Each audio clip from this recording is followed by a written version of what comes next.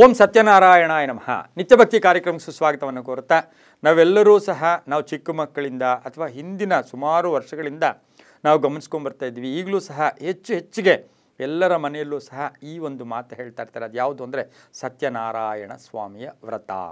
ನಮಗೆ ಕಷ್ಟ ಬಂದಾಗ ಅಥವಾ ನಮಗೇನೋ ದಿಕ್ಕು ತೋಚದೆ ಆದಾಗ ಅಥವಾ ಭಯದ ವಾತಾವರಣ ಇದ್ದಾಗ ಅಥವಾ ಕುಟುಂಬದಲ್ಲಿ ಎಲ್ಲೋ ಒಂದು ಕಡೆ ಸಣ್ಣ ಪುಟ್ಟ ಅವಘಡಗಳು ಸಂಭವಿಸಿದಾಗ ನಾವು ಸತ್ಯನಾರಾಯಣ ಸ್ವಾಮಿಯ ವ್ರತವನ್ನು ಆಚರಣೆ ಮಾಡಬೇಕು ಅಥವಾ ಮಾಡ್ತಾ ಇದ್ದೀವಿ, ನಮಗೆ ಪದ್ಧತಿ ಇದೆ ಅಥವಾ ಮಾಡ್ತೀವಿ ಅಂತಕ್ಕಂತಹ ಮಾತನ್ನು ಕೇಳಿದ್ದೀವಿ.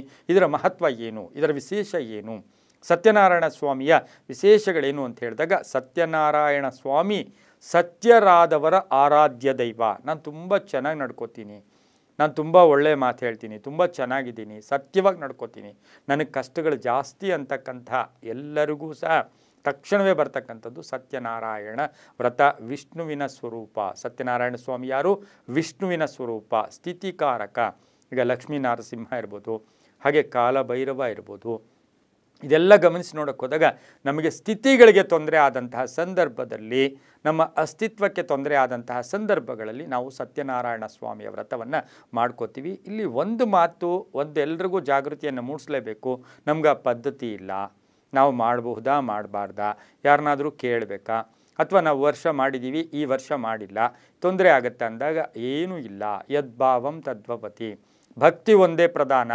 ನೀವು ಈ ವರ್ಷ ಮಾಡಲಿಲ್ಲ, ನಿಮ್ಗೆ ಅನುಕೂಲ ಆದಾಗ ಮಾಡಿ, ನಿಮಗೆ ಭಕ್ತಿ ಬಂದಾಗ ಸುಮ್ಮನೆ ನಾಮಕಾವಸ್ಥೆಗೆ ಮಾಡಿದೀವಿ ಅಂತ ಮಾಡೋದು ಬೇಡ. ಭಕ್ತಿಯಿಂದ ಮಾಡಿದ್ದೆ ಆದರೆ ತುಂಬಾ ಒಳ್ಳೆಯದಾಗುತ್ತೆ. ಯಾಕೆಂದರೆ ಈ ವ್ರತವೇ ವಿಶೇಷ. ಇಲ್ಲಿ ಆ ಪ್ರಸಾದ ಇದೆ ಅಲ್ವಾ, ನಾವು ಪ್ರಸಾದವನ್ನು ಯಾರಿಗಾದರೂ ಒಬ್ಬರಿಗೆ ಕೊಟ್ಟರೆ ಆ ಭಗವಂತನೇ ಸಂತೃಪ್ತಿ ಪಡ್ತಾನಂತೆ. ಹಾಗಾಗಿ ಪ್ರಸಾದಕ್ಕೂ ಅಷ್ಟು ಪ್ರಾಶಸ್ತ್ಯ ಇರತಕ್ಕಂಥದ್ದು ವಿಷ್ಣುವಿನ ಸ್ವರೂಪ.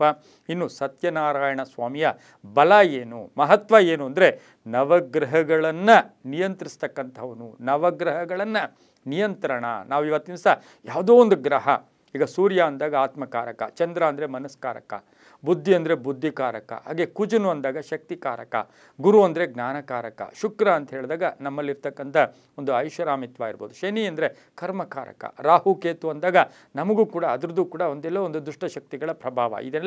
ಎಲ್ಲವನ್ನ ನಿಯಂತ್ರಿಸ್ತಕ್ಕಂಥವನೇ ಸತ್ಯನಾರಾಯಣ ಸ್ವಾಮಿ ಆಗಿರುತ್ತೆ. ಮದುವೆ ಇರ್ಬೋದು, ಗೃಹ ಪ್ರವೇಶ ಇರ್ಬೋದು, ಹುಟ್ಟುಹಬ್ಬ ಇರ್ಬೋದು, ಹೊಸ ಮನೆ ಇರ್ಬೋದು, ವ್ಯಾಪಾರ ವ್ಯವಹಾರಗಳು, ವಿದ್ಯಾಭ್ಯಾಸ, ಎಲ್ಲಕ್ಕೂ ಸಹ ಸತ್ಯನಾರಾಯಣ ಸ್ವಾಮಿ ಪೂಜೆಯನ್ನು ಎಲ್ಲರೂ ಸಹ ಮಾಡ್ಕೋಬೋದು. ಜಾತಿ ಭೇದ ಮತ ಪಂಥಗಳು ಕೂಡ ಇದರಲ್ಲಿ ಇರೋದಿಲ್ಲ. ಅದರಲ್ಲಿ ಹುಣ್ಣಿಮೆಯಲ್ಲಿ ಮಾಡಿಸಿದಾಗ ಅದರ ಪ್ರಭಾವ ಜಾಸ್ತಿ ಕೂಡ ಇರುತ್ತೆ. ಇನ್ನು ಶುಭ ಕಾರ್ಯಕ್ಕೂ ಮುನ್ನ ಮಾಡಿದ್ದೆ ಆದರೆ ಧನಾತ್ಮಕ ಶಕ್ತಿ ಕೂಡ ವೃದ್ಧಿ ಆಗುತ್ತೆ, ದೇಹ ಶುದ್ಧಿ ಆಗುತ್ತೆ, ಮನಃಶುದ್ಧಿ ಆಗುತ್ತೆ, ಹಾಗೆ ಕೆಲಸ ಕಾರ್ಯಗಳಲ್ಲಿ ಜಯ ಆಗ್ತಕ್ಕಂಥ ಯೋಗ ಕೂಡ ಇರುತ್ತೆ. ಬಯಕೆಗಳಿಗೆ ಈಡೇರ್ತಕ್ಕಂಥದ್ದು, ಮನೆಯಲ್ಲಿ ಸಾತ್ವಿಕ ಗುಣ ಬರ್ತಕ್ಕಂಥದ್ದು, ನವಗ್ರಹಗಳ ಒಂದು ಕಾಟದಿಂದ ವಿಮುಕ್ತಿಯನ್ನು ಕೂಡ ಪಡೀತಕ್ಕಂಥದ್ದು. ಆದರೆ ಸತ್ಯನಾರಾಯಣ ಸ್ವಾಮಿಯ ವ್ರತದಲ್ಲಿ ಕಥೆಯನ್ನು ಕೇಳಿದರೂ ಕೂಡ ನಾವು ಮಾಡ್ಸೋಕ್ಕಾಗಲ್ಲ.